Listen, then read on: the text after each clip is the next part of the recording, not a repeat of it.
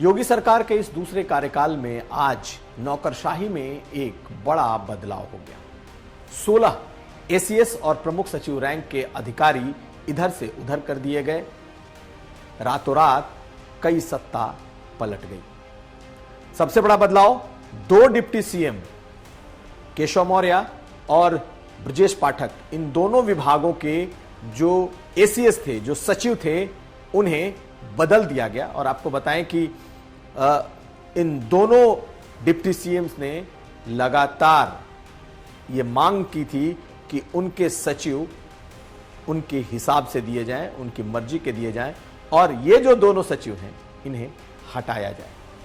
ये बातें पार्टी के फोरम पर भी रखी गई थी और ये बातें कहीं ना कहीं सार्वजनिक तौर पर भी हुई थी। याद करिए, ब्रजेश पाठक ने एक पत्र लिखा था और जब डॉक्टरों का तबादला हुआ था तब एसीएस जो हेल्थ थे अमित मोहन प्रसाद, उनकी किरकिरी भी हुई थी और बहुत सारे जो तबादले हैं उन्हें बदलना पड़ा था। आज अमित मोहन प्रसाद को हेल्थ से हटा दिया गया और उन्हें एमएसएमई में भेज दिया गया।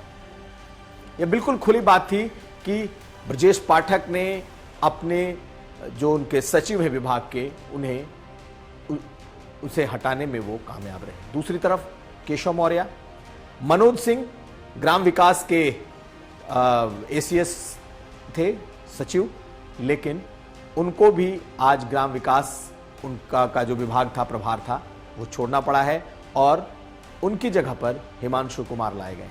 यानी कि दोनों ही डिप्टी सीएम एक तरीके से इस नौकरशाही के में हुए परिवर्तन में अपने अपने विभागों में सेक्रेटरी बदलवाने में कामयाब हो गए। अब 2 और नाम। नवनीत सहगल, उत्तर प्रदेश की ब्यूरोक्रेसी का सबसे चर्चित नाम, वो चाहे पिछली सरकारें रही हों, मायावती की हों या फिर अखिलेश यादव की, दोनों में नवनीत सहगल का जलवा था। और योगी आदित्यनाथ की सरकार के जब 3 साल गुजर गए, उसके बाद एक बार फिर नवनीत सहगल मुख्य धारा में लौटे थे और बेहद करीब योगी आदित्यनाथ के थे।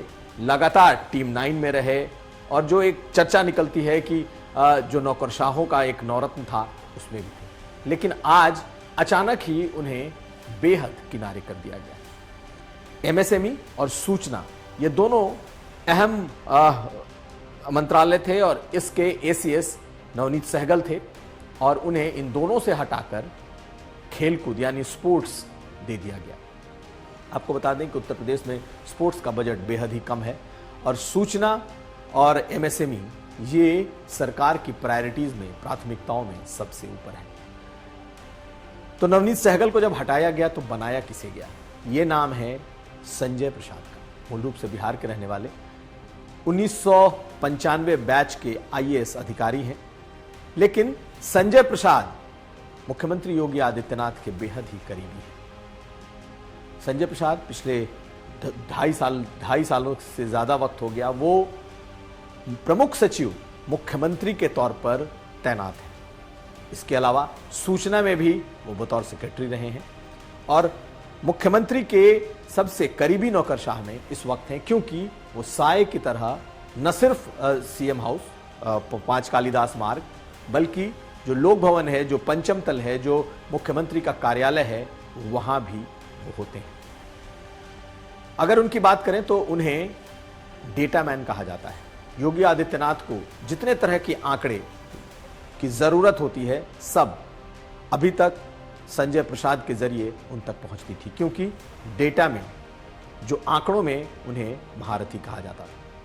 योगी आदित्यनाथ के साथ जो यात्राएं होती हैं उसमें अगर सबसे ज्यादा कोई किसी नौकरशाह ने, किसी अधिकारी ने ट्रैवल किया है, चाहे वो सरकारी यात्रा हो या फिर दोनों हो, गैर सरकारी और सरकारी दोनों, उसमें संजय प्रसाद जरूर होते हैं, क्योंकि जितने भी सरकारी कागजात होते हैं ज्यादातर संजय प्रसाद ही उनके साथ लेकर चलते थे। ऐसे में पिछले कुछ सालों में वो मुख्यमंत्री के बेहद करीब आए और कहीं ना कहीं इसका उन्हें इनाम भी मिला है।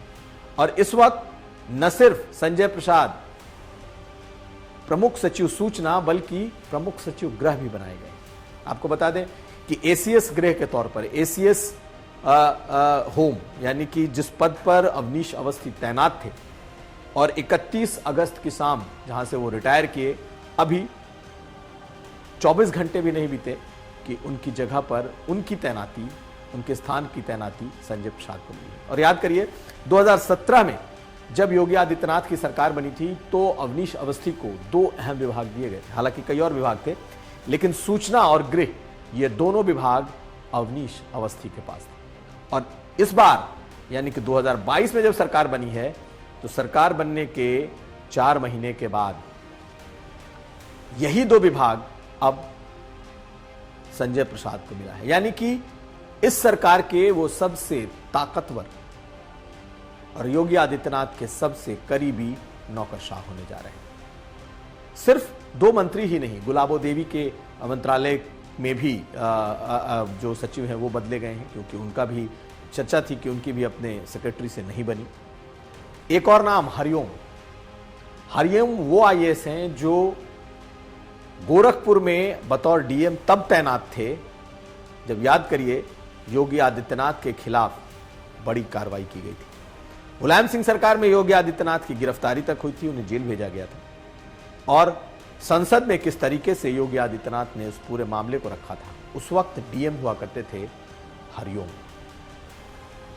हरिओम ऐसे अधिकारी हैं जो पिछले 5 साल पूरी तरीके से साइडलाइन रहे। माना यह गया कि कहीं ना कहीं उस कार्रवाई को सरकार ने याद रखा है, लेकिन अपने इस कार्यकाल में उनका पुनर्वास हुआ है। और इस बार उन्हें प्रमुख सचिव कमजोर वर्ग और जो SC ST का विभाग है उसका प्रमुख सचिव बनाया गया है। तो कुल मिलाकर आज की नौकरशाही के इस बदलाव को बड़े व्यापक तौर पर देखा जा रहा है। कहीं ना कहीं सियासी तौर पर इस सरकार को बैलेंस करने की कोशिश है कि दोनों डिप्टी सीएम को उनके मनपसंद का, या कह लें उनके खिलाफ के जो सचिव थे, उनके खिलाफ के जो अधिकारी थे, उन्हें हटा दिया गया है।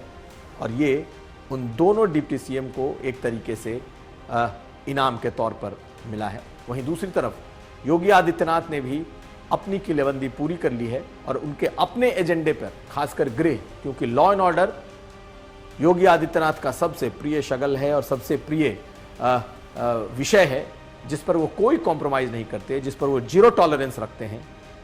एक बार फिर उनके साथ रहने वाले सबसे करीबी अधिकारी को वो दिया गया है। और साथ साथ अब योगी आदित्यनाथ के ब्रांडिंग की, उनके PR की जिम्मेदारी भी उसी अधिकारी संजय प्रसाद पर होगी। तो ये बड़ा बदलाव इस नए सरकार में और इस नए सरकार के इस आज की कवायद को कहीं ना कहीं बीजेपी के भीतर एक सियासी बैलेंस के तौर पर देखा जा रहा है।